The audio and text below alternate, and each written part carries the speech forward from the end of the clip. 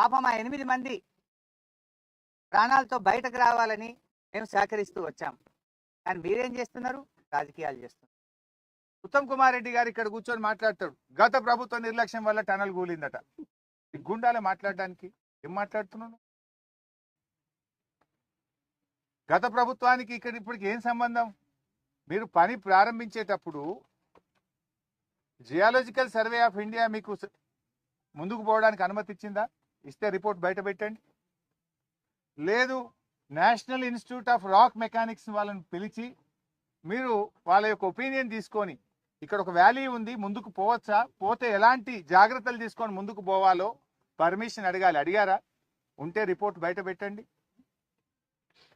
ఆదరబాదరగా ఆగమాగం చేసి ఇలా ప్రాణాలు బలిగా ఉన్నారు, ప్రాజెక్టు కుప్పగూలిపోయే పరిస్థితి తెచ్చినారు. ఇక్కడ నుంచి ఆయన మాట్లాడతాడు, అసలు గత ప్రభుత్వం పనే చేయలేదని మాట్లాడతాడు ఉత్తమ్ కుమార్ రెడ్డి గారు. మీరు చదువుకున్న వాళ్ళు, విజ్ఞానవంతులు, ఒక మంత్రిగా ఉన్నారు, రికార్డు చూసుకోండి. 9 ఏళ్ల కాంగ్రెస్ ప్రభుత్వంలో ఎస్ఎల్బిసి ప్రాజెక్టులో 3,300 కోట్ల రూపాయల పని జరిగితే మా 9 ఏళ్ల బీఆర్ఎస్ పాలనలో 3,900 కోట్ల రూపాయల పని ఈ ప్రాజెక్టులో జరిగింది. అంటే మీకంటే 600 కోట్ల రూపాయల పని మేము ఎక్కువగా చేశాము.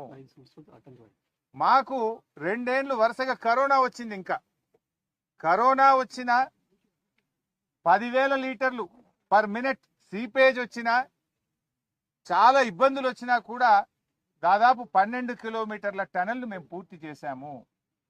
దిండి బ్యాలెన్సింగ్ రిజర్వాయర్ను, పెళ్లిపాక బ్యాలెన్సింగ్ రిజర్వాయర్ను, ఈ ప్రాజెక్టులో భాగంగా ఉన్నటువంటి రిజర్వాయర్లకు ల్యాండ్ ఎక్విజిషన్ R&R చేసి ఆ ప్రాజెక్టులను 90% పూర్తి చేశాము. నిజాలు ఇది. కానీ మైకుల ముందు నోటికి వచ్చినట్టు గత ప్రభుత్వం పనిచేయలేదని మాట్లాడతాడు. ఇంకో మంత్రి జూపల్లి గారు, మీరే సాక్ష్యం, 5 కిలోమీటర్లు చేసామట మేము. 12 కిలోమీటర్లు పనిచేస్తే ఆయన మా ప్రభుత్వంలో నేను నీళ్ల మంత్రిగా ఉన్నప్పుడు నాతో పాటు సహచర మంత్రిగా ఇదే టన్నెల్లో నా ఎంబడి వచ్చిండు. ఆ రోజు లోపలికి వచ్చి చూసిండు, నాతో పాటు పనులను సమీక్షించిండు. ఇలా పార్టీ మారగానే ప్లేట్ ఫిరాయించి నాలుక మడమ తిప్పిండు, మడత పెట్టిండు. ఇదేం పద్ధతి? నాకు అర్థం కాదు. దివాలకోరు దిగజారు రాజకీయాలు చేయకండి. ఇప్పుడు కూడా ఇంకా మేము చాలా విషయాలు మాట్లాడాల్సి ఉన్నా సమయం సందర్భం కాదని మేము వెయిట్ చేస్తా ఉన్నాం. ఇప్పటికైనా సమన్వయం సాధించండి. ఆ బృందాల మధ్య వేగంగా డెబ్రిస్ తీయడానికి, ఆ డెబ్రిస్ తీస్తే కూడా మళ్ళీ పైనుంచి ఏమైనా కూలుతుందా, ఎలా ఉంటుంది అనేది కూడా ఎక్స్పర్ట్స్ ఒపీనియన్ తీసుకోండి.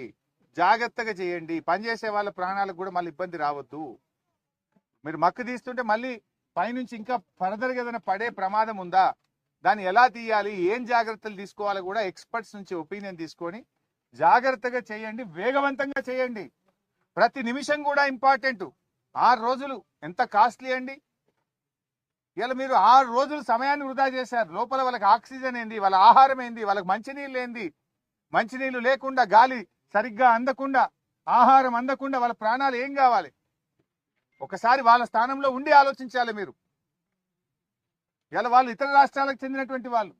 కేసీఆర్ గారు ఉన్నప్పుడు కరోనా వచ్చినప్పుడు ఇతర రాష్ట్ర కూలీలను కూడా మీరు మా రాష్ట్ర అభివృద్ధిలో భాగస్వాములు అని చెప్పి గౌరవప్రదంగా ట్రైన్లు ఇచ్చి భోజనం పెట్టి వాళ్ళని స్వరాష్ట్రాలకు పంపించి గౌరవించుకున్నాం. కానీ ఈరోజు మీరు ప్రాణాలకు తెగించి మన రాష్ట్రం కోసం ప్రాజెక్టు కడుతున్న వాళ్ళ ప్రాణాలను కాపాడడంలో నిర్లక్ష్యం వహిస్తా ఉన్నారు. 6 రోజులైనా ఇప్పటిదాకా డెబ్రిస్ రిమూవల్లో కానీ మీరు ఎక్కడ కూడా ఒక సరైన నిర్ణయం తీసుకోలేదు. సో దయచేసి వేగవంతంగా పనులు చేసే ప్రయత్నం చేయండి.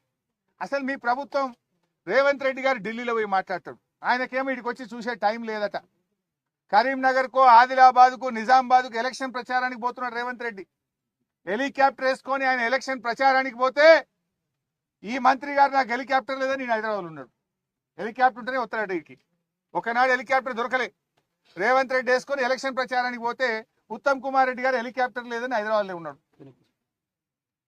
ఆ రోజు రాలే. అంటే ఈ ముఖ్యమంత్రి గారికి, ఈ ప్రభుత్వానికి 8 మంది ప్రాణాలు ముఖ్యమా, ఎన్నికల ప్రచారం ముఖ్యమా? What is that you are doing? ఎట్లా పోతాడు? ఎందుకు రేవంత్ రెడ్డి గారు ఇక్కడికి రాలేదు? ఎందుకు ఒక లైన్ ఆఫ్ డైరెక్షన్ ఇవ్వడంలో ఫెయిల్ అయిండు?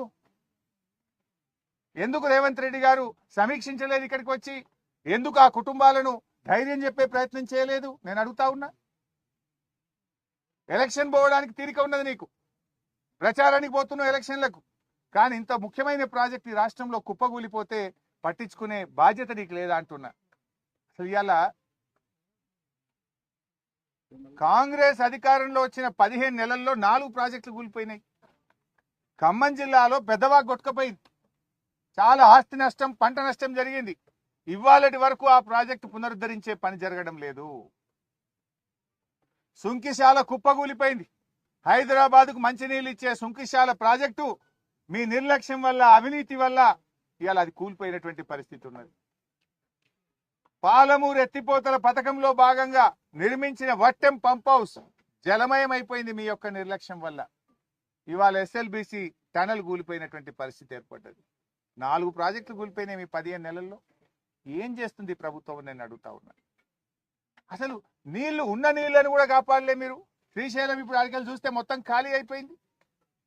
మనకు శ్రీశైలం మీద మహబూబ్ నగర్ జిల్లా కల్వకుర్తి, నెట్టంపాడు, భీమా దాదాపు 2,50,000 ఎకరాలకు నీళ్లు రావాలి. మంచినీళ్లు మొత్తం ఉమ్మడి మహబూబ్ నగర్ జిల్లాకు కూడా దీని మీదనే ఆధారపడ్డది.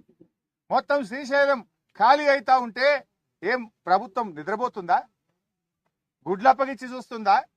ఎందుకు చేతగాక చేయలేనట్టుగా ఈ ప్రభుత్వం పనిచేస్తా ఉంది. ఇలా కల్వకుర్తి కింద 2,30,000 ఎకరాల ఆయకట్టు ఉంది. రేపు నీళ్లు తగ్గిపోతున్నాయి శ్రీశైలంలో. అక్కడి నుంచి ముచ్చెమర్రి నుంచి తీసుకుపోతున్నారు, పోతిరెడ్డిపాడు నుంచి తీసుకుపోతున్నారు.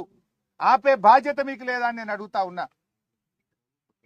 ఇప్పుడు అక్కడ సాగర్లో అక్కడ కూడా నీళ్లు లేవు.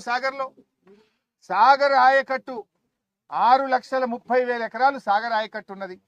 2,50,000 ఎకరాలు మహబూబ్ నగర్ లో ఉన్నది. దాదాపు 10 లక్షల ఎకరాల ఆయకట్టు ఉన్నది. అటు సాగర్ నీళ్లు కుడికాలువకి వెళ్ళి ఆంధ్రప్రదేశ్